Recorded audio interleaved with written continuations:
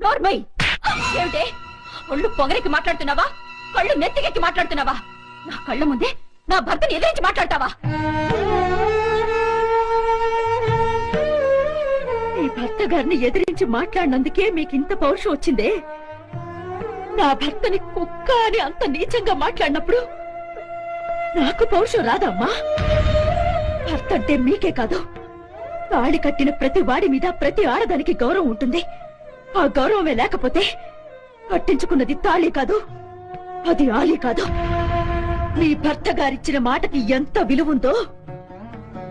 నా భర్త ఇచ్చిన మాటకు కూడా అంతే విలువుంది మీ వారిచ్చిన మాట కేవలం మీ వంశ ప్రతిష్టకి సంబంధించింది మా వారిచ్చిన మాట కొండవీటి సింహాసన ప్రతిష్టకి సంబంధించింది కొండవీటి సింహాసనానికి ఎంత విలువుందో మా వారిచ్చిన మాటకు కూడా అంతే విలువుంది దేని విలువెంతో దేవుడే నిర్ణయిస్తాడు.